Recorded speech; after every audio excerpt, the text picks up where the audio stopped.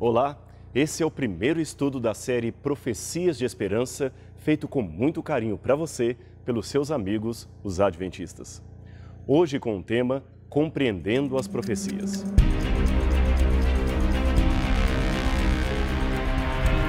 Profecias de Esperança, com o pastor Rodrigo Silva. Falar de profecia sempre é um assunto delicado. Em primeiro lugar, porque há muitos charlatães por aí usando de má fé para enganar as pessoas. Em segundo lugar, porque existe uma ideia errônea do que seja profecia. Muitos pensam que profecia se trata apenas de algo referente ao futuro e nada mais.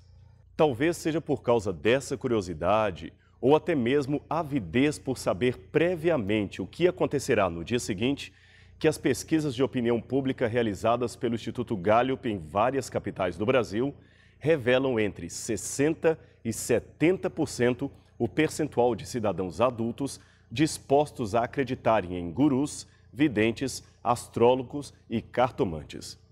E os enganos não vêm de hoje. Algumas predições e o modo como foram realizadas beiram as margens do ridículo. Deixe-me dar dois exemplos para você.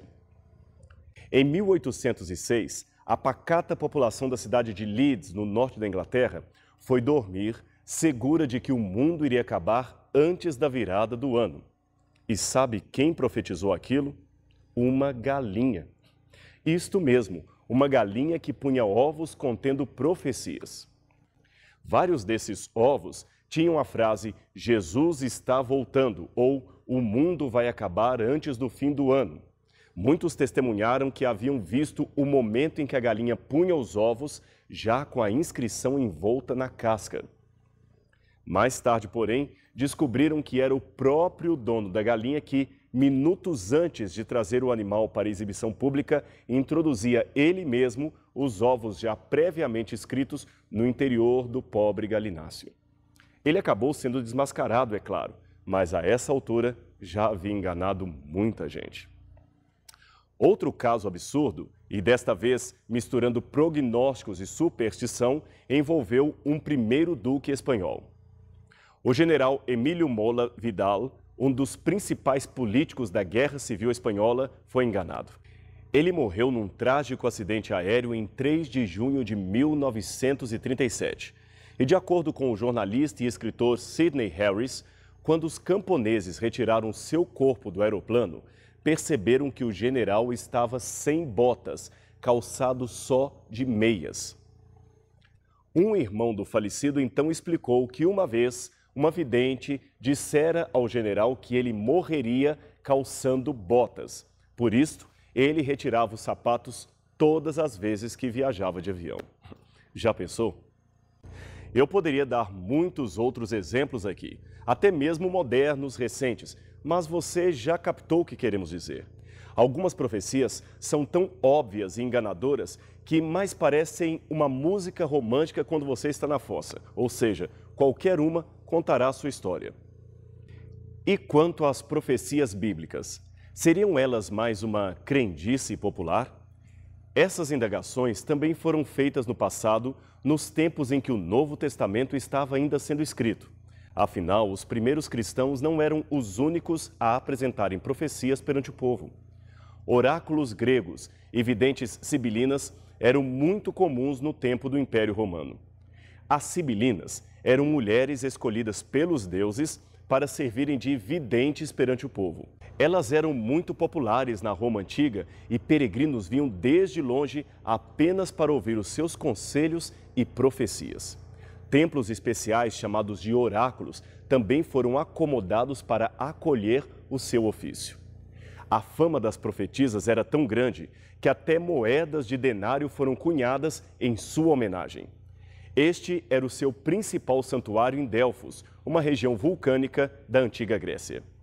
Hoje acredita-se que muitas das profecias sibilinas eram, na verdade, o resultado de uma alucinação provocada pela inalação de dióxido de carbono. Esse dióxido brotava do chão do próprio santuário. De fato, as profecias que elas faziam eram palavras soltas que poderiam fazer todo ou nenhum sentido. Por isso, elas às vezes acertavam e, na maioria, erravam. Conta-se que o rei Cressos, rei da Lídia, pretendia invadir a Pérsia, mas antes de fazê-lo, foi consultar o oráculo de Delfos. Lá, a vidente deu-lhe o seguinte prognóstico: se cruzares o rio Halis, destruirás um grande exército. Satisfeito com a resposta, ele retornou à sua terra, armou seu exército, invadiu a Pérsia e foi derrotado. Quando foi queixar-se com o oráculo, recebeu a seguinte resposta: mas quem disse que a profecia não se cumpriu? Você destruiu de fato um grande exército, o seu exército. Já pensou? Que enganação! Foi justamente numa época dessa, em que o povo vivia enganado por todo tipo de charlatanismo, que o apóstolo Pedro foi obrigado a orientar os cristãos dizendo: no passado surgiram falsos profetas no meio do povo, como também surgirão entre vocês falsos mestres. Estes introduzirão secretamente heresias destruidoras, chegando a negar o soberano que os resgatou, trazendo sobre si mesmos repentina destruição. Muitos seguirão os caminhos vergonhosos desses homens e, por causa deles, será difamado o caminho da verdade. 2 Pedro, capítulo 2, verso 1 e 2. Pena que nem todos os membros da igreja deram atenção às advertências do apóstolo, pois, afinal de contas, a história diz que muitos cristãos acabaram se apaixonando pelos oráculos sibilinos e isto criou um grande problema para a igreja primitiva. Problema que, aliás, existe até hoje. Muitas pessoas acabam confundindo um estudo sério da profecia bíblica com especulação profética. Especulação é algo que o cristão jamais deve ter, jamais deve se envolver com esse tipo de coisa. Foi por causa dessa desastrosa mistura que Pedro disse que o caminho da verdade estava sendo difamado. Afinal, a profecia bíblica é bem diferente de especulação. Veja como o próprio Pedro a descreve. De fato, não seguimos fábulas engenhosamente inventadas quando lhes falamos a respeito do poder e da vinda do nosso Senhor Jesus Cristo. Ao contrário, nós fomos testemunhas oculares da sua majestade. Assim, temos ainda mais firme a palavra dos profetas, e vocês farão bem se a ela prestarem atenção, como a uma candeia que brilha em lugar escuro, até que o dia clareie e a estrela da alva nasça no coração de vocês. Antes de mais nada, saibam que nenhuma profecia da Escritura provém de interpretação pessoal, pois jamais a profecia teve origem na vontade humana, mas homens santos falaram da parte de Deus, impelidos pelo Espírito Santo. 2 Pedro, capítulo 1, versos 16 e 19 a 21. Neste primeiro estudo, você vai conhecer mais a respeito de Deus e seu amor, estudando as profecias dos livros de Daniel e Apocalipse.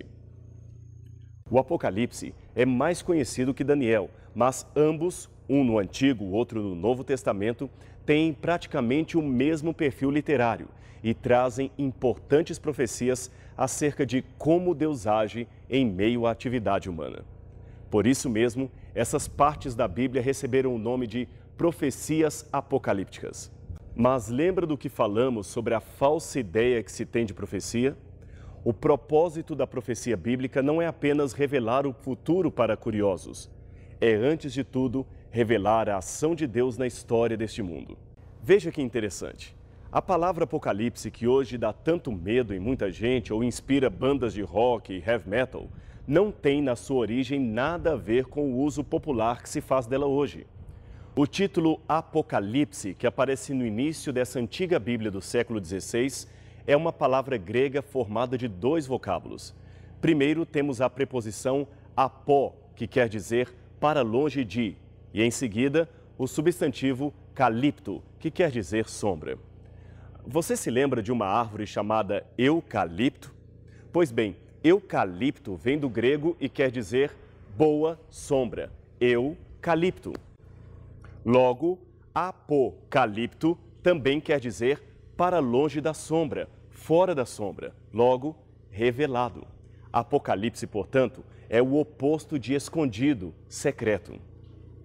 Aliás, os escritores de fala latina traduziram corretamente a palavra Apocalipse por revelação, que quer dizer em latim tirar o véu, descobrir.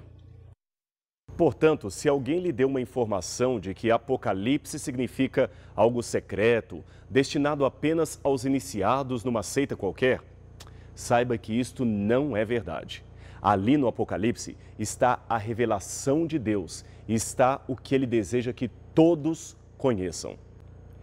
Nesta lição, portanto, você terá uma introdução de como funciona a profecia bíblica. Afinal de contas, como é que Deus se comunica com os profetas? Como ele falou com os profetas no passado? Qual era o objetivo das profecias? O que Jesus dizia acerca delas? Podemos finalmente confiar nas profecias bíblicas? Certo menino adorava ler histórias em quadrinhos. Um dia, ele estava chateado ao ver que, quadro após quadro, seu herói preferido apanhava muito do bandido.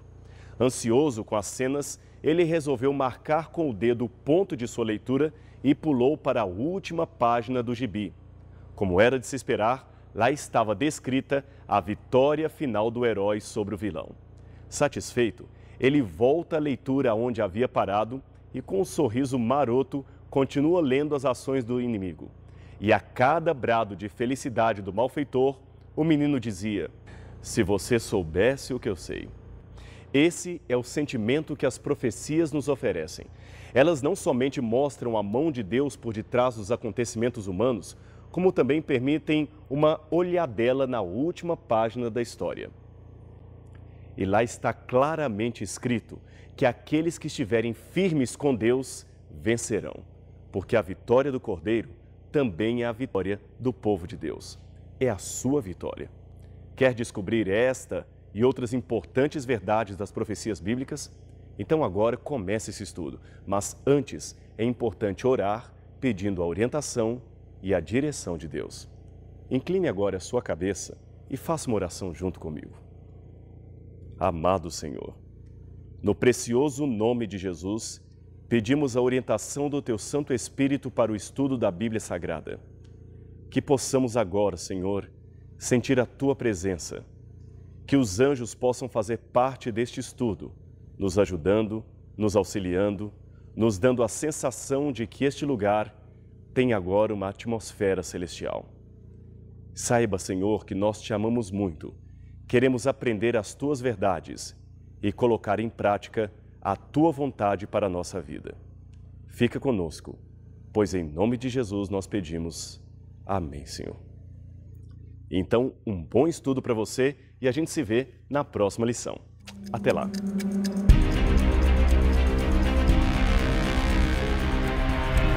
Profecias de Esperança, com o pastor Rodrigo Silva.